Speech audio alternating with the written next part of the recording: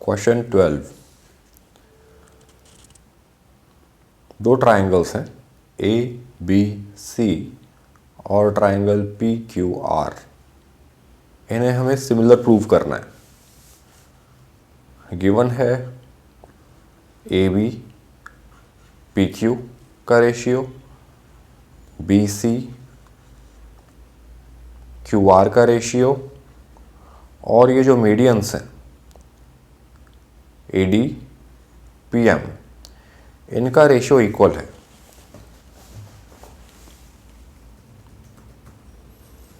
ए D और P M यहाँ पर मीडियंस हैं, तो इसीलिए B D D C equal हुआ और Q M M R equal हुआ, जैसे यहाँ मार्क किया हुआ है।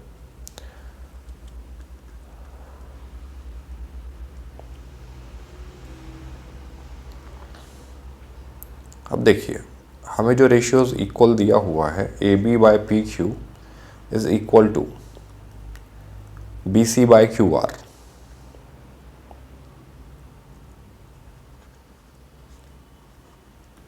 Is equal to A D bye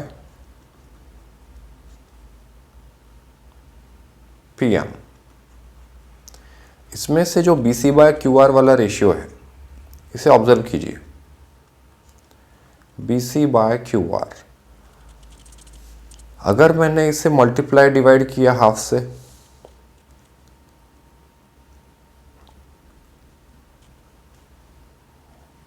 इसे ऐसा लिखा जा सकता है B C divided by 2 upon Q R divided by 2।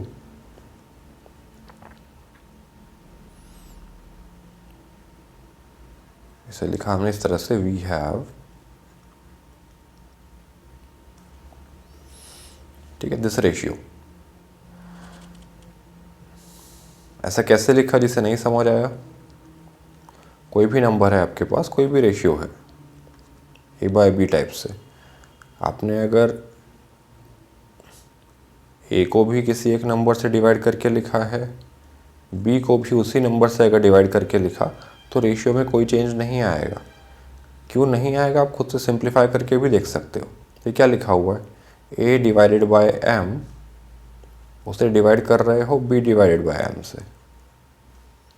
इसका मीनिंग क्या हुआ, ए बाय एम, अपॉन का मतलब डिवाइड ही होता है ना। हाँ, तो डिवाइड को अब मल्टीप्लाई से रिप्लेस किया तो बन रहा है एम बाय बी। तो एम से एम कैंसिल हुआ, बचा क्या, ए बाय बी ही तो बचा।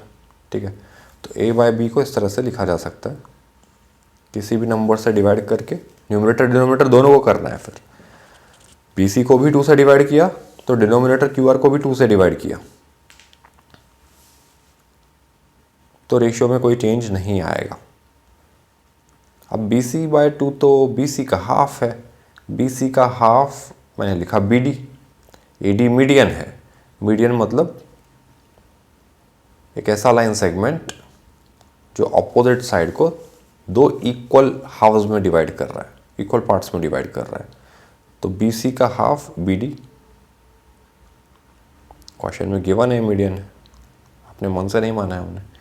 और क्यू आर का half Q M.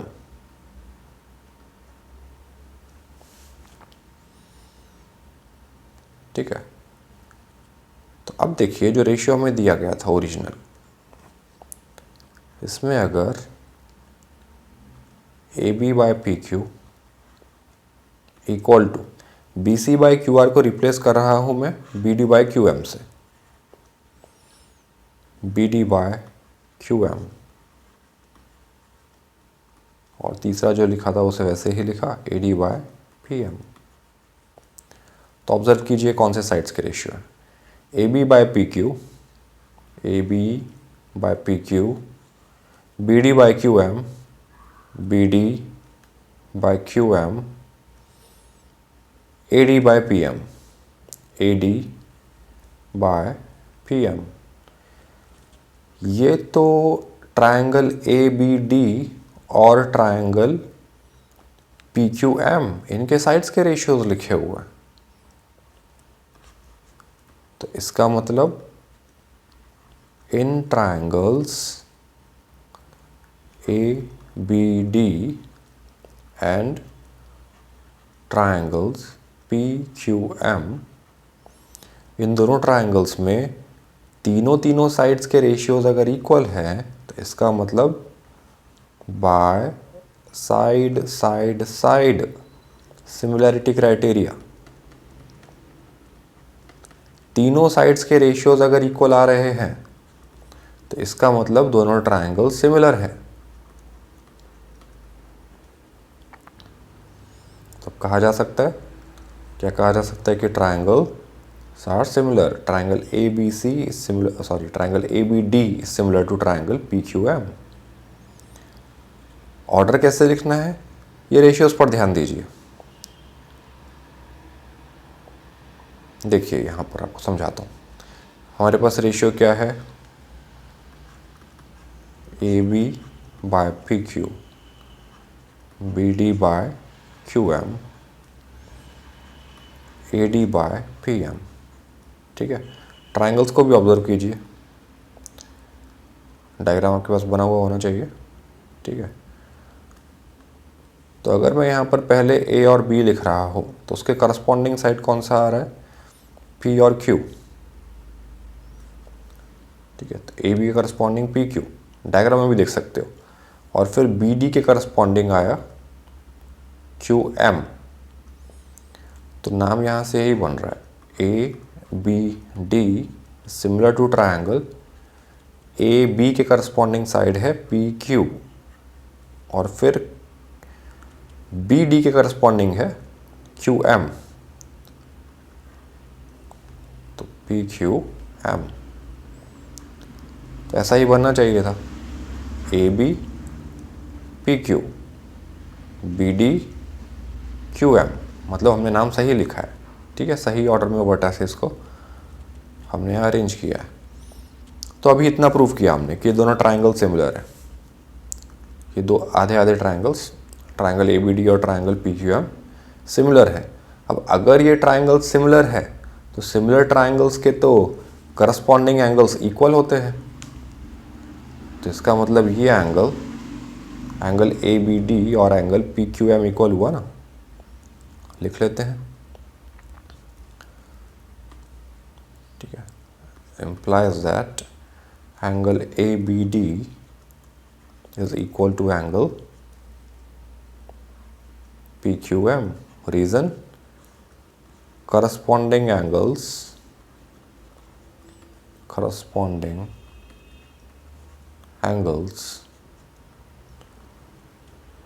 of similar triangles are equal.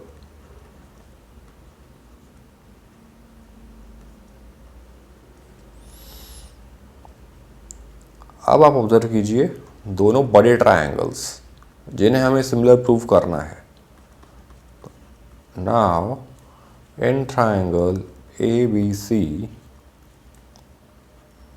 And triangle P Q R, इन दोनों ट्रायंगल्स में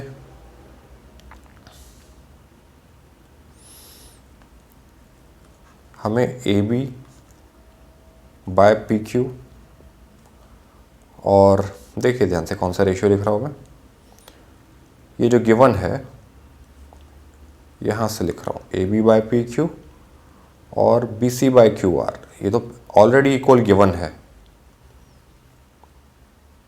ए B by P Q is equal to B C by Q R, ये तो ऑलरेडी इक्वल गिवन है। तो ये तो कहाँ से लिखा, दिया था वहाँ से लिखा, गिवन है। अब ध्यान दीजिए,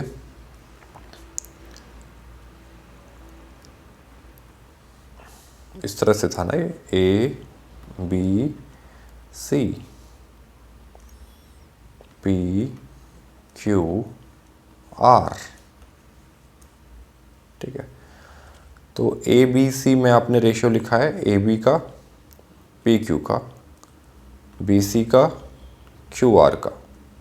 ठीक है, और इन दोनों साइड्स के बीच में कंटेंट जो एंगल है ये इक्वल है। ये तो अभी अभी प्रूफ करके आए हैं हम ऊपर, एंगल ए बी डी और angle P Q M equal है।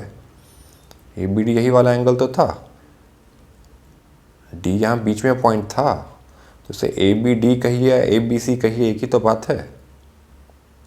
और सिमिलरली पी क्यू एम कौन सा एंगल है, ये बीच वाला पॉइंट एम था, तो इस एंगल को आप पी क्यू एम कहिए या फिर पी क्यू आर, एक ही तो बात है।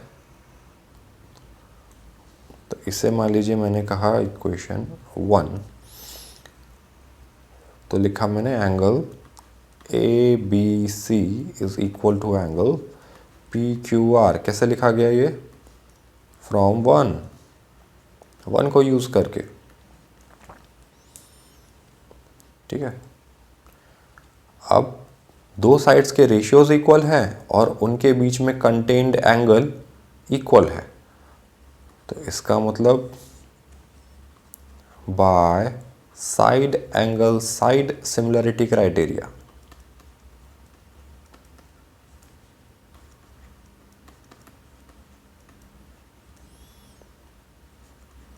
triangle A B C is similar to triangle P Q R। ठीक है, ऑर्डर खुद से सोचिए सही है कि गलत है, आपके लिए एक्सरसाइज है। ठीक है, तो हमें इतना प्रूव करना था, हो गया है, हैंस प्रूव्ड।